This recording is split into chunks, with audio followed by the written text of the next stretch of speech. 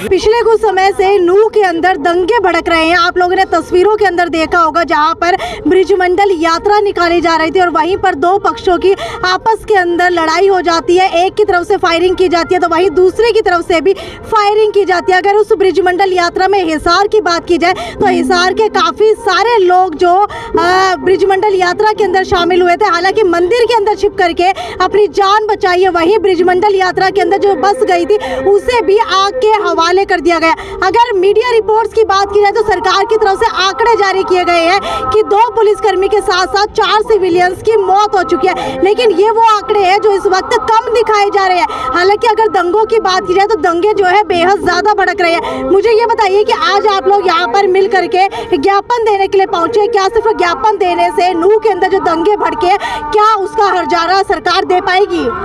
देना पड़ेगा सरकार ने, और सरकार की जिम्मेदारी है। सरकार की नाक के नीचे, सरकार की सह के ऊपर नूह के अंदर दंगे हुए हैं। सबसे पहला सवाल ये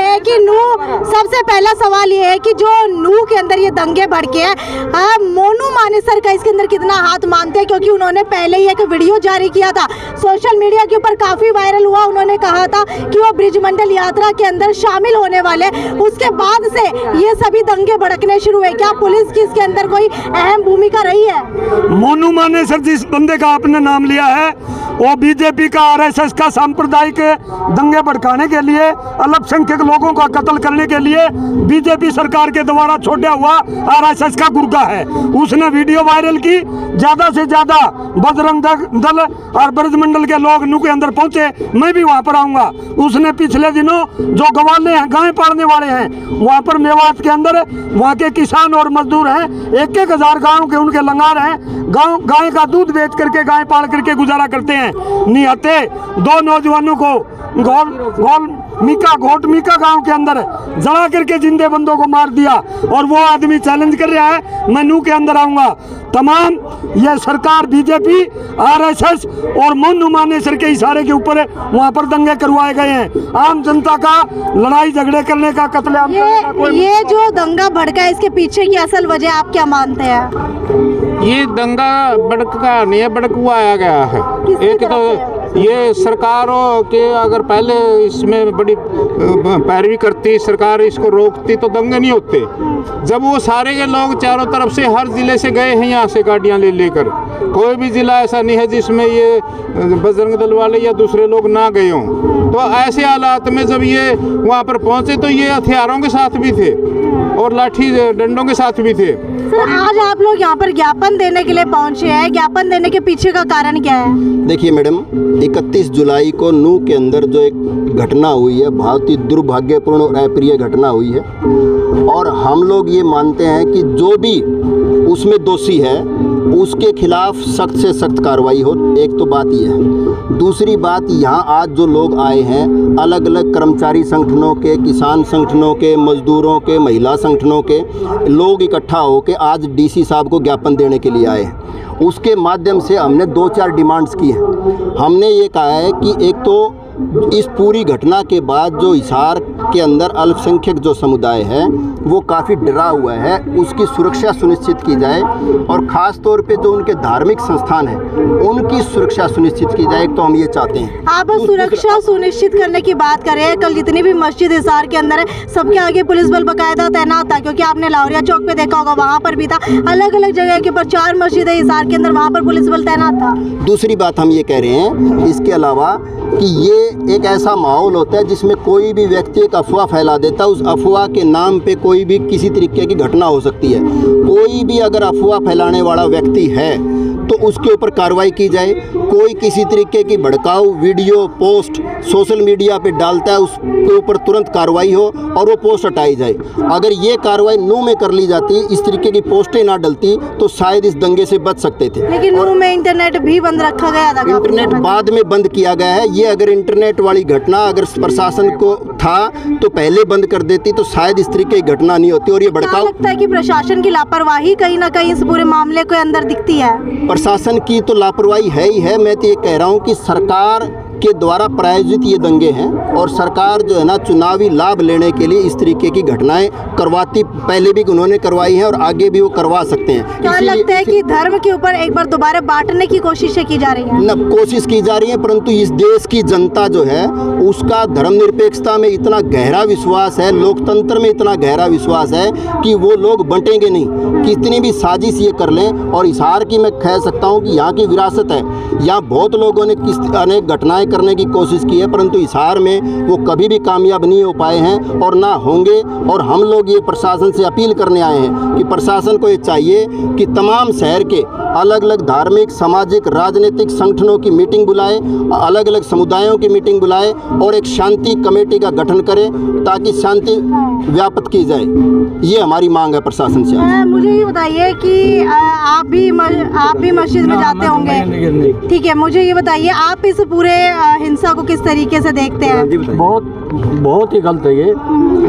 हम सोचते नहीं थे कि ऐसा हमारे देश में होगा, लेकिन कुछ अवांछनीय असामाजिक लोग। मुख्यमंत्री मनोहर लाल खट्टर का बयान आया, 116 लोगों को गिरफ्तार कर लिया गया। क्या सिर्फ 116 लोग ही इस पूरे दंगे भड़काने के पीछे थे? क्योंकि इतने सारी बसों को आग लगाई गई, गाड़ियों को आग लगाई गई, लोगों ने मंदिरों के अंदर छुप करके पूरी रात अपनी जान बचाई है। जिन लोगों ने दंगा किया है और करवाया है उनको तो अरेस्ट किया ही नहीं गया है।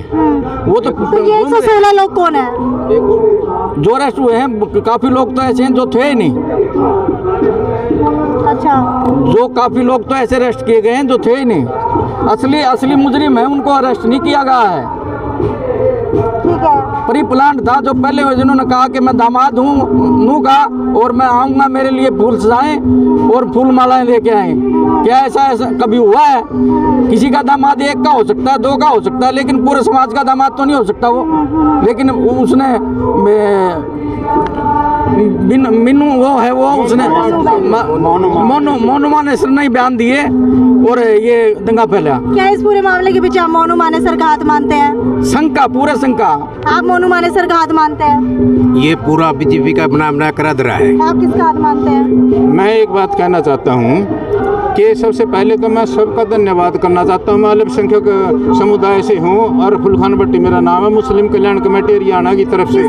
किसका हाथ मानते हैं इस पूरे दंगे के पीछे? इस दंगे के पीछे तो सरकार का ही है, और किसका होगा? सरकार इसके ऊपर अगर पूरी स्ट्रिक्ट होती है, पूरा इसका एहसास था सरकार को, लेकिन उसने कोई इस तरह का इंतजाम नहीं किया। पूरे मामले की अगर बात की जाए तो उस पूरे मामले के अंदर एसपी की भी लापरवाही सामने आई है, क्योंकि एसपी लोकेंद्र सिंह जो पहले हिसार में भी रह चुके हैं, उन्हें जो है इस पूरे मामले की सूचना ही नहीं थी। वो छुट्टी पर चल रहे थे। जब उनसे पूछा गया तो उन्होंने कहा कि पुलिस जो इतनी पैरामिलिट्री फोर्स खड़ी की गई थी वो इधर उधर हो गई, जिसके बाद उनका एडिशनल चार्ज लेकर के भिवानी के एसपी को दे दिया गया। तो आपको क्या लगता है कि क्या ये जो है ऊपर जो राजनीतिक लोग बैठे थे उनके दबाव में ऐसा हुआ है, या सच में उन्हें इस पूरे मामले की सूचना नहीं थी, जबकि हर एक सोशल मीडिया चैनल के ऊपर यही चल रहा है? पता नहीं सोशल मीडिया चैनल पे और मीडिया में क्या कर रहे हैं, लेकिन बात ये है पिछले 7-8 साल में जो इन्होंने किया है विशेष तौर पे बीजेपी और आरएसएस ने, उसी का परिणाम है। और अब का क्यों, पिछले 3 साल में कितना ये मेवात को लेके जुलूस निकाल रहे हैं। और विशेष तौर पे 31 तारीख ये ब्रिजमंडल यात्रा, एक मिनट, कोई ब्रिजमंडल यात्रा का मतलब है कौन सा त्यौहार है? तो